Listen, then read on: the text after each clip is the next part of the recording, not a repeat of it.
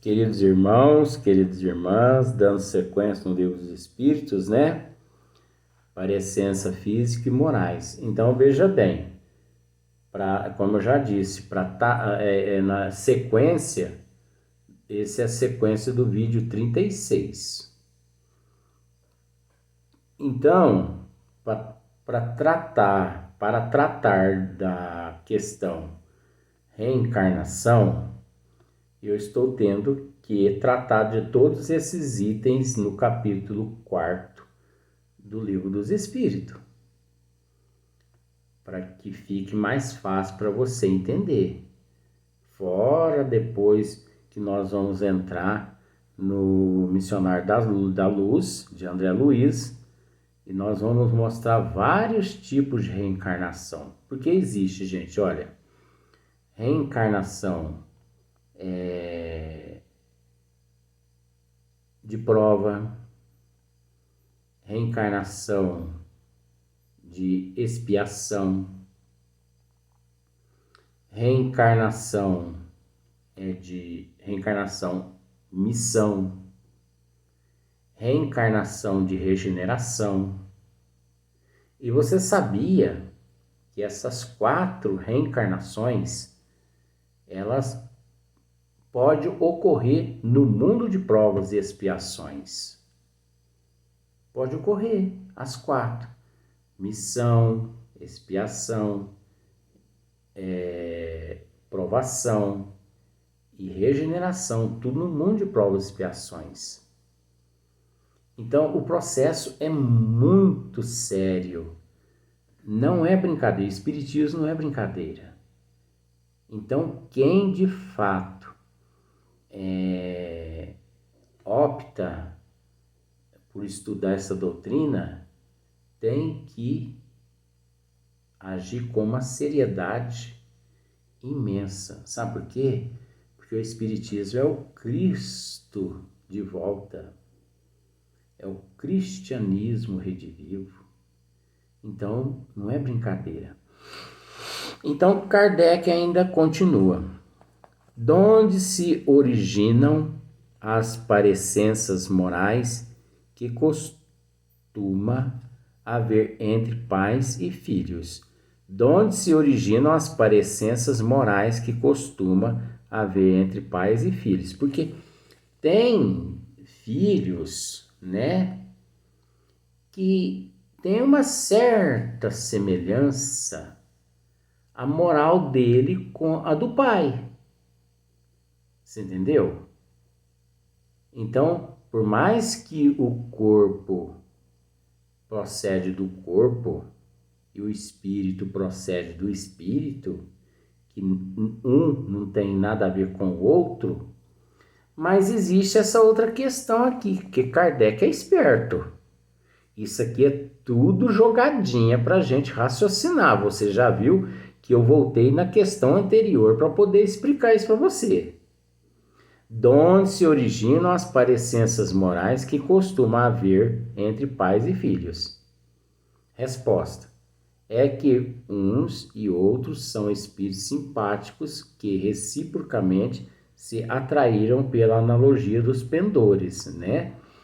Que das tendências, da propensão, né? E de vários outros fatores. Então, olha só, é que uns e outros são espíritos simpáticos. Então, veja bem, é natural que os espíritos simpáticos, vamos pensar assim, no mundo espiritual, 2 espíritos muito simpáticos, muito amigos, que já se encontram num patamar evolutivo melhor, é natural que eles, né? É natural que eles reencarnem. Vamos dizer assim, eles optam por reencarnar no mesmo lar. Então, 2 espíritos. né? Então, eles retornam, só que um nasce com a responsabilidade de receber o outro como filho. Você entendeu? Então, nasce um, ele, lá no plano espiritual ele fala assim, ó, eu vou nascer na Terra e no momento certo você vai reencarnar e você vai ser meu filho. Aí eles têm lá uma certa parecência moral. É porque aquilo ali é recíproco. É de outras existências passadas. Eles possuíam aquela moral em vidas passadas, né?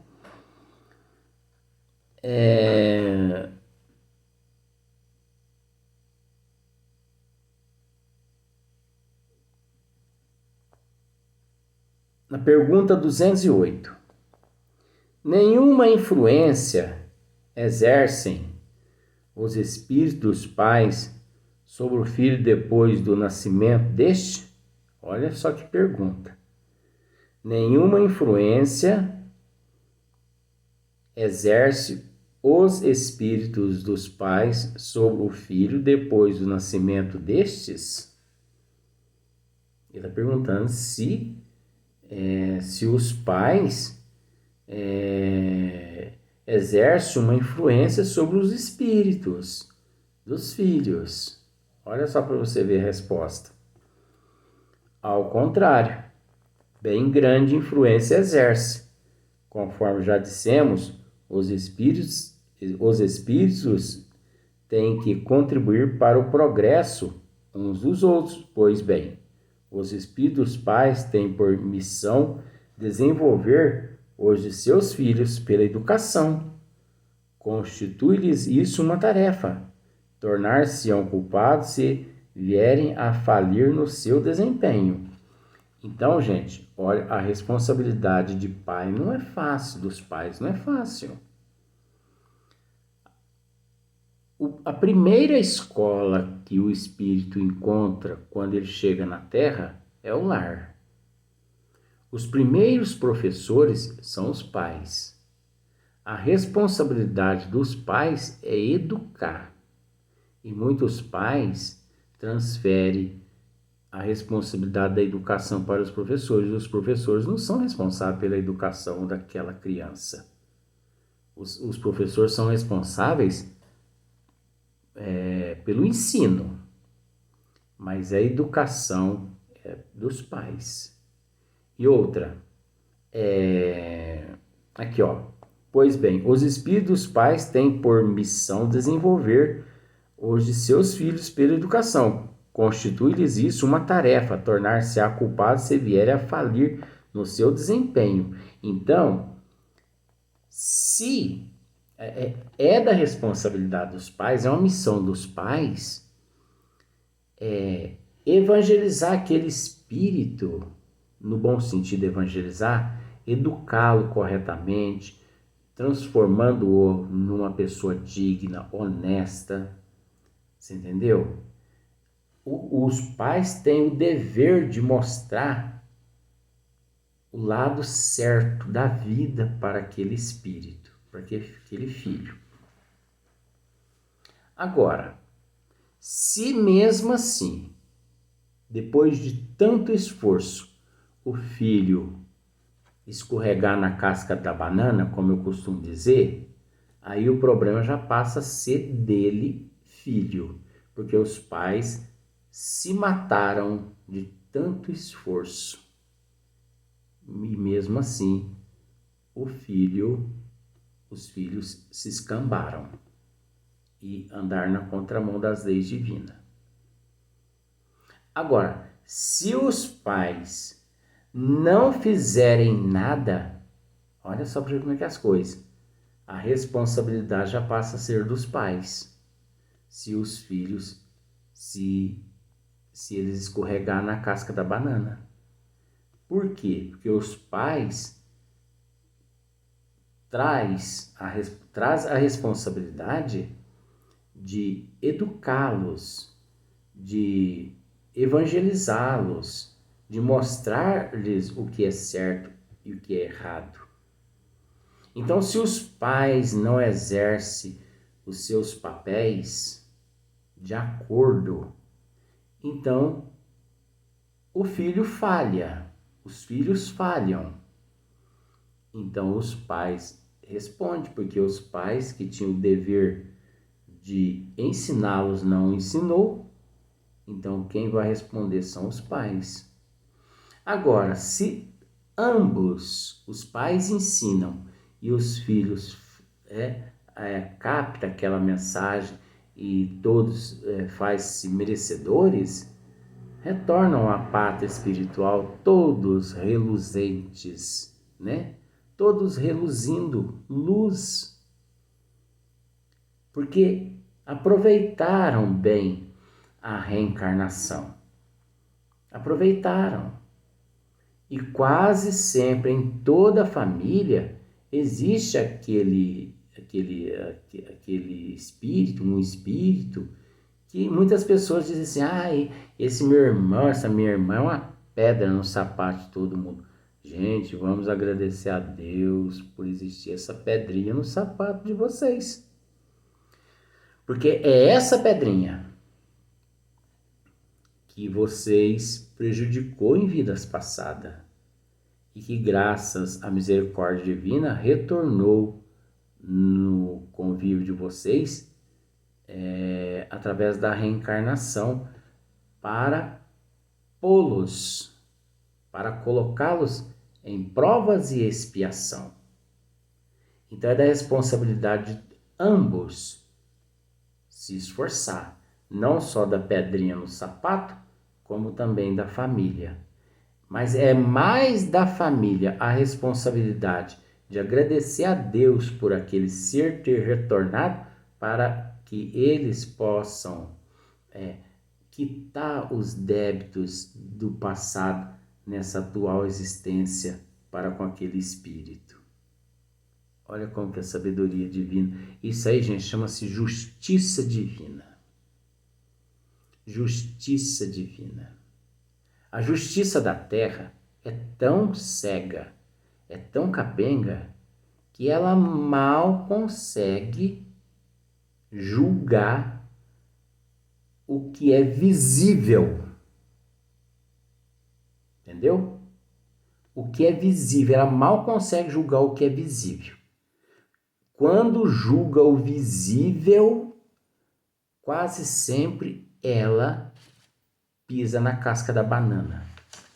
Agora imagine se fosse da responsabilidade da justiça da terra julgar o invisível, aquilo que ela não vê.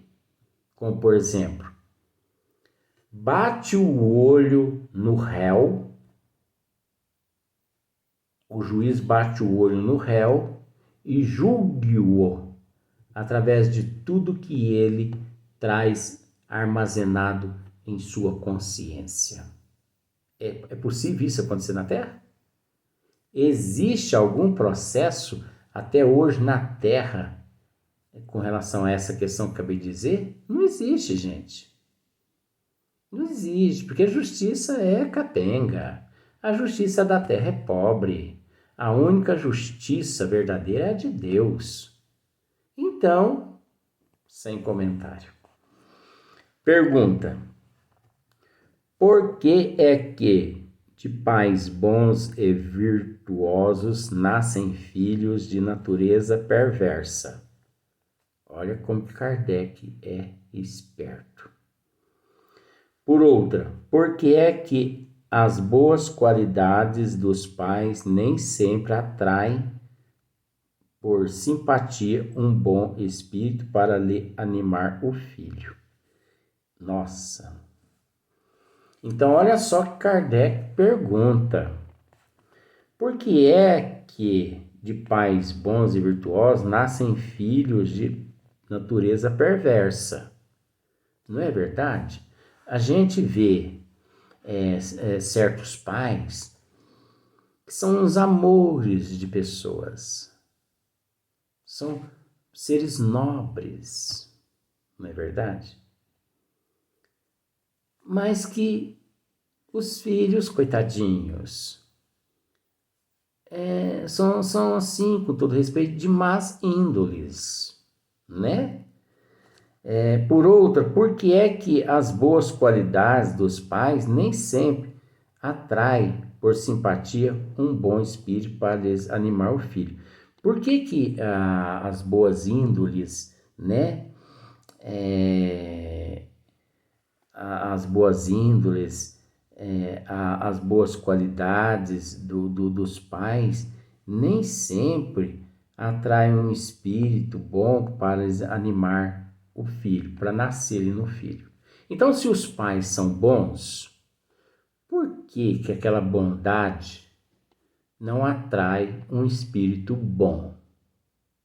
Você entendeu agora? Olha só, agora vamos ver a resposta dos espíritos. Agora os espíritos é esperto? Quer ver só? Não é raro que um mau espírito peça-lhe seja dados bons pais. Não é raro que um mau espírito peça-lhe sejam dados bons pais, na esperança de que seus conselhos o encaminhem por melhor senda, e muitas vezes Deus lhe concede o que deseja. Olha só, conselho o encaminhe por melhor senda, e muitas vezes Deus lhe concede o que deseja. Então, é natural, porque vamos voltar àquela questão anterior, né? O corpo procede do corpo. O espírito procede do espírito. Então não tem nada a ver. Você entendeu? Os pais podem ser bons, mas os pais espiritualmente, espírito, e o espírito de má índole nasce no lar dele, obviamente por uma lei de atração de algo que cometeram em vidas passadas que nós desconhecemos. Mas a certeza que nós temos é que nada acontece por um acaso. Tudo tem um motivo de ser. Nada acontece por um acaso. Então, acontece também de muitos espíritos pedir para nascer ali naquele lar onde aquele casal é de boa índole moral, são pessoas de uma moral elevada, espíritos inferiores, acontece deles pedir para nascer ali, para eles automaticamente terem aqueles pais como professores deles para ensinar-lhes bons modos. Você entendeu como que são as coisas? Além de ser semelhante que atrai semelhante, por motivos que desconhecemos, porque isso é relativo e cada caso é um caso, ainda existe essa outra questão deles, daqueles espíritos de má índole, pedir para nascer. Então, quando pede, você entendeu? Quando o filho pede ao pai pão, porque ele está com fome, o pai lhe dá pão para matar a fome. O pai não lhe dá uma pedra para ele saciar a fome dele e a sede dele. Entendeu? Deus é justo. E outra, ninguém encontra-se carregando fardo além das capacidades das forças que possui. Todo mundo carrega sobre os ombros o peso que em vidas passadas eles angariaram. Então, se você angariou 100 quilos, Deus é misericordioso. Ele está permitindo que você carregue 20 quilos só nessa encarnação. E 80 quilos está lá nos arquivos da providência divina para as próximas existências. Quando você se fortalecer um pouquinho mais, vai dividindo, até você quitar aquele débito para com aquele espírito. E também, você que tem muito conhecimento, Deus, a providência divina, sabendo que você tem condições de auxiliar esses espíritos rebeldes, Deus concede que eles nasçam no seu lar para que você, através do teu intelecto, da tua moral, da tua boa índole, você os recoloque novamente no rebanho de nosso Senhor Jesus Cristo. Deus concede porque Deus sabe que você tem capacidade de ajudar aquele espírito, de ampará-lo, de assisti-lo. Porque se você não tivesse capacidade, Deus não iria lhe conceder aquela prova, né? Aquela expiação. Deus não iria lhe conceder. Até porque que aquele espírito, naquele dado momento, ele às vezes não teria nada a ver com você. Ou às vezes teria, mas se você não tivesse condições, Deus não ia permitir. Então, se permite é porque você tem condições. Então, nós vamos, para o próximo vídeo, dar sequência nas perguntas.